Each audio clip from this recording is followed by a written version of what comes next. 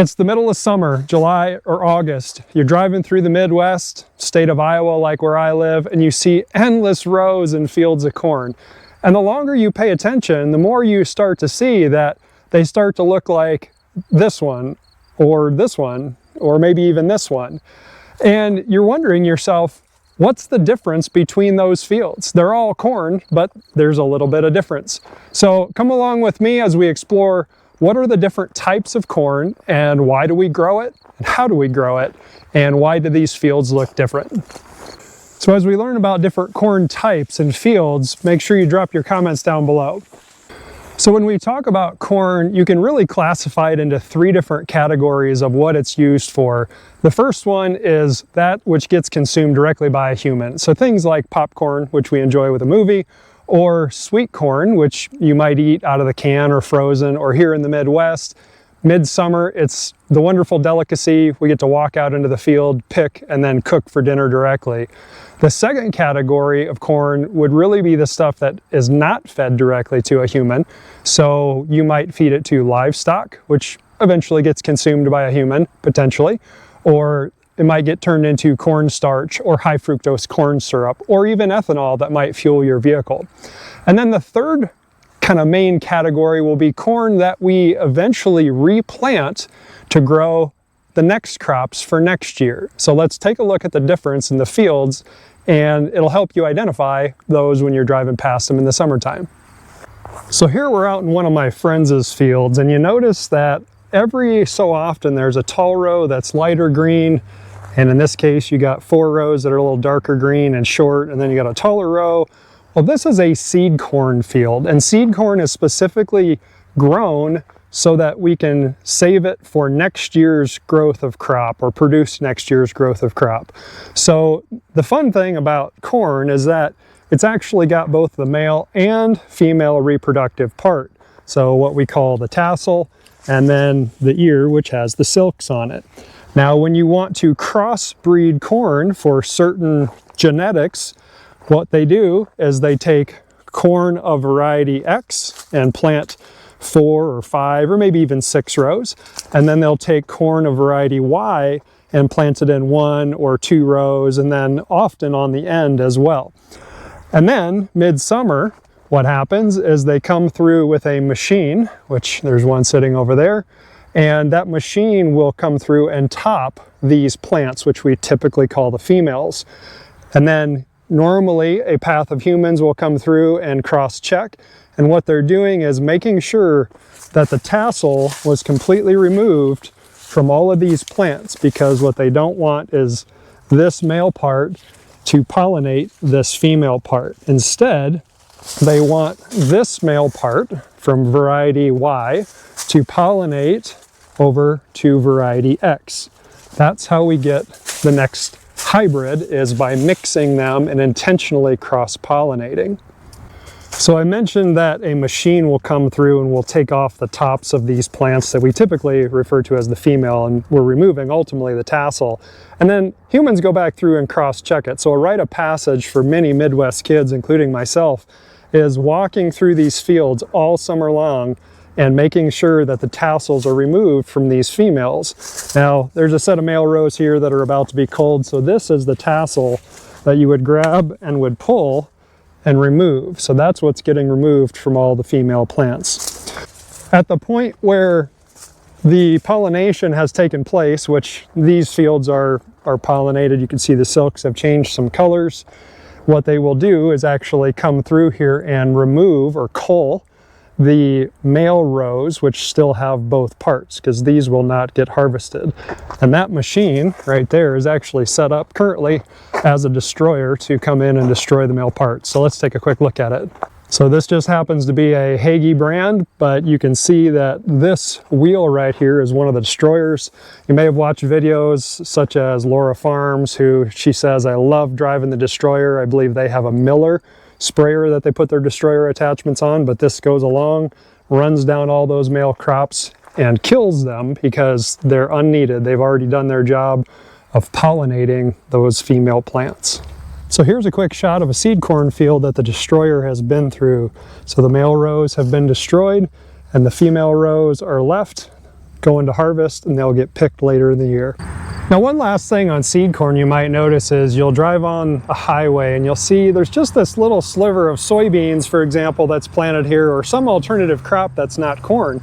And then there's all this seed corn over here. The reason for that is because you're cross-pollinating and there's so much control regarding male rows pollinating female rows. There has to be a certain amount of isolation from other corn crops, which I can see another one over there, is preventing cross-pollinating over here. We want to keep just that pollination. So next, let's stop by a sweet corn field. So you're not going to see typically huge fields of this, but in the Midwest, almost every farmer grows himself a small plot of sweet corn, or a couple farmers might collaboratively go together. So you see a 1/4 acre or half or 1 acre, and everybody gets to enjoy it. And you'll notice that the plants, they're usually a little bit shorter, and one thing that's often kind of defining is a real big fluffy tassel. And the ears often set a little bit lower, but the tassel definitely gives it away comparative to either what we would call field corn or what we would call seed corn, which we've already taken a look at. And so we're going to walk out in here and grab ourselves a couple of ears that he said should be ready.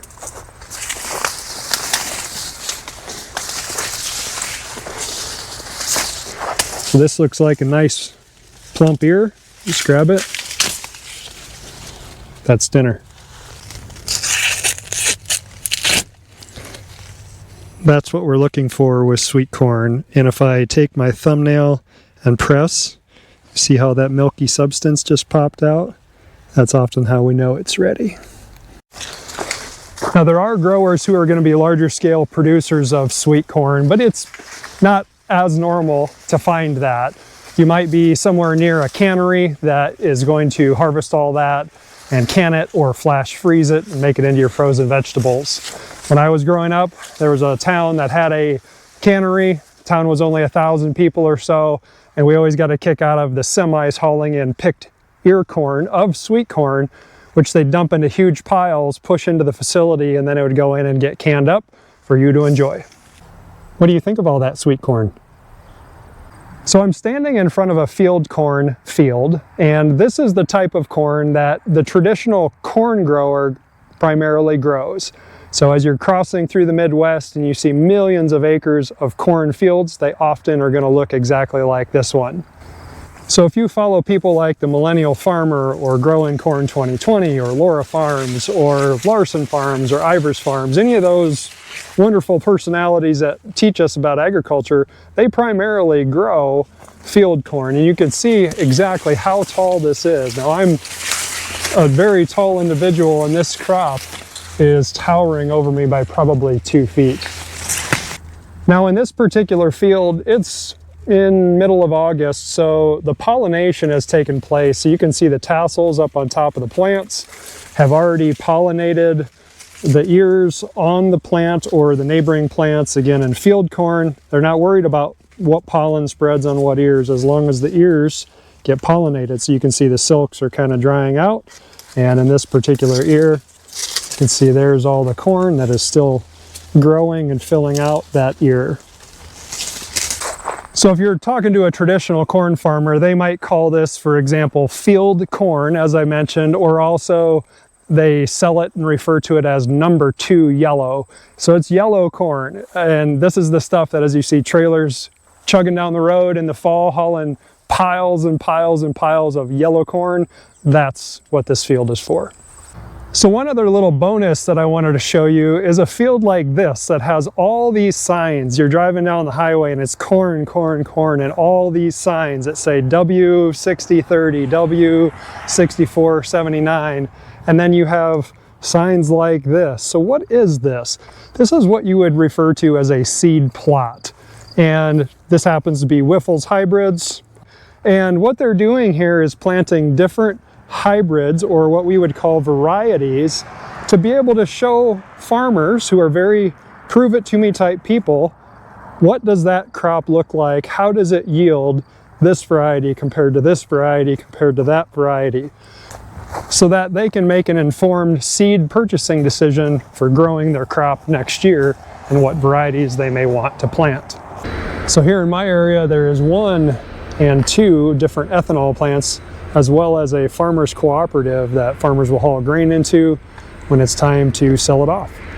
Now, not all corn is harvested just for the grain. Like we talked about, it's used for feeding other animals, for producing other products, and many times the whole plant is actually harvested and made into what we call silage and then fed to animals. Now, unfortunately, in my area, we don't have any popcorn that I can show you, although it does look very similar to field corn. You'd have to pull up and look at some of the ears to see some of the differences and some slight differences in the plants as well. Now, we also don't have, for example, white corn, or what you might know as hominy grits or hominy corn. They've turned into grits. And you might ask, why not? Well, you gotta be able to sell your crop as a farmer. So in our area, small sweet corn patches for personal use. There is seed corn in this area because we do have seed corn cleaning and production plants, and then lots and lots of field corn. So for example, I'm standing next to our local elevator. It is on the railway, so the elevator can not only take the corn, but sell it onto the railway and ship it off to ports or wherever it's going to be used, or the ethanol plants next door. So why did I decide to make this video? Well, a good friend of mine who lives in a huge city in California was passing through Iowa, and we were talking about all the corn, and I knew for a fact she didn't know the difference. So here you go, now you know. So I hope you enjoyed that exploration of corn and the 3 key things that it does for us, which includes number 1, feed humans, number 2, feed livestock and produce other products for humans, and number 3 is producing the seed for next year to grow our other crop. So I'm James, thanks for joining me with Learn from Dad, and I appreciate you watching. Drop a comment down below. And lastly, most importantly, next time you see one, don't forget to thank a farmer. They are feeding the world.